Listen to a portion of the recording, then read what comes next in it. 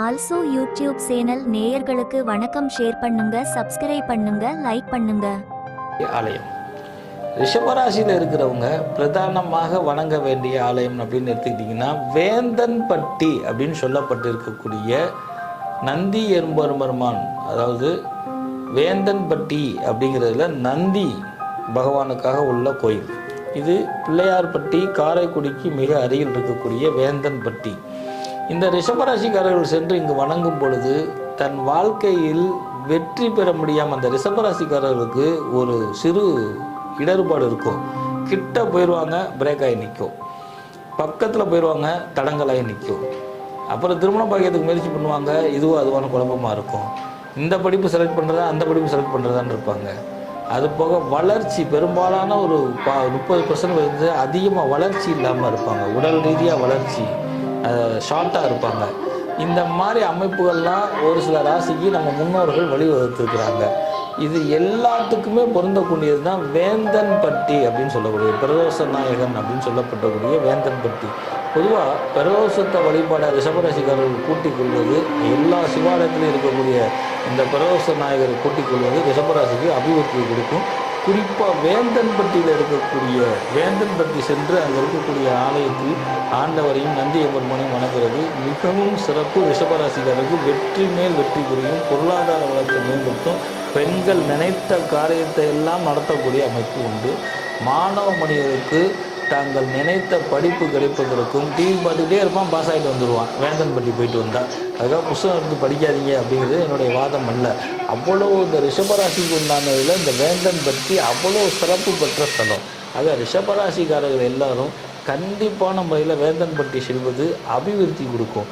இந்த ரிஷபராசிக்காரர்கள் பெரும்பாலும் நந்தி வாகனத்தில் சிவபெருமானை பார்ப்பது விசேஷம், கூடுதல் சிறப்பு. எந்த ஆலயமாக இருந்தாலும் நந்தி எம்பெருமானை பார்ப்பது கூடுதல் அம்சமாக. ஒவ்வொரு திருவிழா காலகட்டத்திலையும் ஒவ்வொரு ஆலயத்திலையும் ஒரு சிறப்பு உண்டு. அந்த மாதிரி அண்ணாமலையார் கோயிலில் வெள்ளி ரிஷப வாகனம் சிறப்பு. தங்க ரிஷப வாகனம் தீபத்தன்னைக்கு உண்டு, ஆனால் வெள்ளி ரிஷப வாகனம் ரொம்ப சிறப்பு. அந்த அன்றைய தினம் நேருக்கு நேர் செய்து இந்த ரிஷப வாகனத்தை வணங்குவது ரிஷபராசியில் இருக்கக்கூடிய அத்தனை பேர்த்துக்கும் சிறப்பு. சார் வேந்தன்பட்டி எங்கே இருக்குது, திருவண்ணாமலை எங்கே இருக்குன்னா, தீப காலத்தில் திருவிழா காலகட்டத்தில் இருக்கக்கூடிய அந்த வாகனத்துக்கும் இந்த பலன் உண்டு அப்படின்னு தெரியப்படுத்துவதற்காக இந்த நந்தி எம்பெருமான் தான் அங்கே வேந்தன்பட்டியில் இருக்கிறாரு. அவரை வணங்குவது ரிஷபராசிக்காரர்களுக்கு தன் நினைத்த காரியத்தை அனைத்தும் வெற்றி மேல் வெற்றி கொடுக்கும். தன் நினைச்ச மாதிரியே மாப்பிள்ளை அமையும், தன் நினைச்ச மாதிரியே மனைவி அமைவாள். இந்த ஆலயத்துக்கு செல்லும் பொழுது தனக்கு நினைத்த மாதிரியே பொருளாதார வளத்தை மேம்பண்ணி கொடுப்பாங்க. அதே போல் கோபத்தை குறைக்கக்கூடிய அமைப்பை ரிஷபராசிக்காரர்கள் கொஞ்சம் கோபத்தை குறைக்கணும். அந்த கோபத்தை குறைக்கக்கூடிய அமைப்பும் இந்த ஆலயத்துக்கு உண்டு. கூடுதல் சிறப்பு பலன்னா தன் எண்ணிய எண்ணத்தை நிறைவேற்றி கொடுப்பான் இந்த வேந்தன்பட்டியில் இருக்கக்கூடிய நாயகன். என்ன எண்ணிய எண்ணம்னா, இப்படித்தான் நான் வீடு கட்டணும், இவ்வளோ பட்ஜெட்டுக்குள்ளே தான் கட்டணும், அதெல்லாம் கஷ்டமான காரியம். அது நம்ம ஒரு பட்ஜெட் போட்டால் அது ஒரு பட்ஜெட்டில் போய் நிற்கும் இன்னைக்கு. ஆனால் அதெல்லாம் இல்லை. ரிஷபராசியில் இருக்கக்கூடியவங்க வேந்தன்பட்டிக்கு போயிட்டு அவனுடைய அருளால் எண்ணிய எண்ணத்தெல்லாம் நடத்தி விடக்கூடிய அதி அற்புதமான ஆலயம் இது. பிரதானமாக பிள்ளையார்பட்டி, குன்றக்குடி, அதுக்கப்புறம் காரைக்குடி, தேவக்கோட்டை, சிவகங்கை, இங்கேருந்து ஆலயங்கள்லாம் இந்த ஆலயத்துக்கு நேரடியாக பஸ்ஸு போக்குவரத்து இருக்குது. இந்த ஆலயத்துக்கு செல்லும் பொழுது இப்போ நிறைய ரோடு வசதிகள், தங்கும் வசதிகள்லாம் ஏற்படப்பட்டிருக்குது. வேந்தன்பட்டியினுடைய அருளால் ரிஷபராசிக்காரர்கள் கூடுதல் அம்சமாக தன் உடலில் ஏற்படக்கூடிய பிணிகளை நீக்கிக் கொள்ளலாம். ஒரு காலகட்டத்துக்கு மேல் இந்த ராசிநாதருக்கு சிறு சிறு நோய்கள் ஏற்படும். எப்படி யோகம், சாபம், பாவம் எப்படி இருக்குதோ அந்த மாதிரி சில நோய்களும் முன்னோர்கள் வழிவகுத்துருக்கிறாங்க. அதெல்லாம் நம்ம பயந்துருவோம்னு சொல்லாமல் விடப்பட்டிருக்குது அது கடந்து. ஆனால் மிகப்பெரிய ஆபத்துகள் எதுவும் இருக்காது. ஆனால் அந்த நோயினுடைய தாக்கத்தை குறைப்பதற்கும் நோயிலிருந்து வெல்வதற்கும் மிகப்பெரிய ஒரு அமைப்பு ரிஷபராசிக்கு இந்த வேந்தன்பட்டி செல்லும் பொழுது கிடைக்கிது அப்படிங்கிறது ஒரு சிறப்பான விஷயம். கூடுதலாக சில கன்னியர்களுக்கு ஒரு சில ராசி நட்சத்திரருக்கு தகப்பனாரால் பாதிப்பு அல்லது தகப்பனாரை விட்டு பிரிந்திருக்கணும் அல்லது தகப்பனாருடைய சொத்து கிடைக்காமல் இருப்பது, அந்த பெண் பிள்ளைகளாக இருந்தாலும் ஆண் பிள்ளைகளாக இருந்தாலும் ரிஷபராசியில் இருக்கிறவருக்கு ஒரு சிலருக்கு ஏற்படக்கூடிய வாய்ப்பு உண்டு அல்லது ஏற்பட்டு இருக்கலாம்.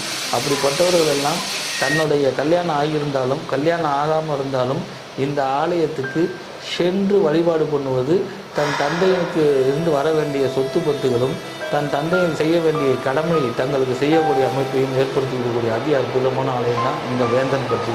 குறிப்பாக ரிஷபராசிக்காரர்கள் இங்கு செல்வதற்கு காலம் நேரம் கிழமையெல்லாம் கிடையாது. ஆனாலும் கூட பிரம்ம முகூர்த்தம்னு சொல்லக்கூடிய அதிகால வேலையில் போய் சேவிக்கிறது கூடுதல் சிறப்பு.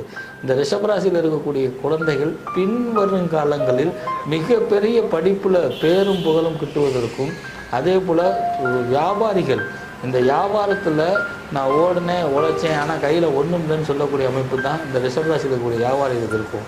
இந்த அமைப்பு பொய்க்க வேண்டுமா, ஒரு மாதத்துக்கு ஒரு தடவையாவது இந்த ரிஷபராசியில் இருக்கக்கூடிய வியாபாரிகள் இந்த ஆலயத்துக்கு செல்லும் பொழுது அவர் உழைத்த உழைப்பில் இருந்து சேமிப்பும், அந்த சேமிப்பு மூலிமா பின்னாடி அபிவிருத்தி கொடுக்கக்கூடிய அமைப்பும் இந்த ஆலயத்துக்கு உண்டு என்று சொல்லி ரிஷபராசியில் இருக்கக்கூடிய அத்தனை பேரும் சென்று வணங்க வேண்டியது வேந்தன்பட்டி.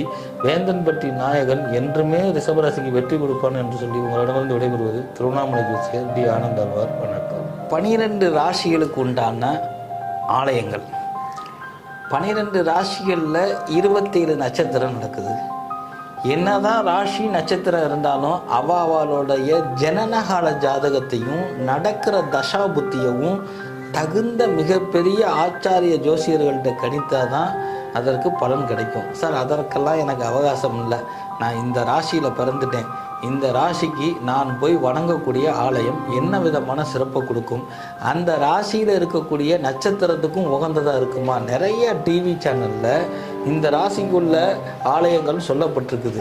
ஆனால் நம்ம சேனலில் மட்டும்தான் ஒவ்வொரு ராசிக்கும் இருக்கக்கூடிய நட்சத்திரங்கள் சில நட்சத்திர பாதங்களையும் கணக்கில் எடுத்து பிரசன்ன முறையில் அடிப்படை பண்ணி உங்களுக்கு எப்போவுமே இங்கே போனால் நோய் நிவர்த்தி, பொருளாதார அபிவிருத்தி, வாழ்க்கையில் உயர்வு, தன்னுடைய பிள்ளைகளுடைய படிப்பு, சொத்து சேர்க்கை, இந்த 5 முக்கியம். ஏன்னா சொத்து நமக்காக இல்லை, தம் சங்கதிகளுக்காக சேர்த்து. எங்கள் அப்பா எனக்கு என்ன சேர்த்து வச்சுட்டு போனான்னு உங்கள் பெற்ற பிள்ளையே சொல்லக்கூடாது.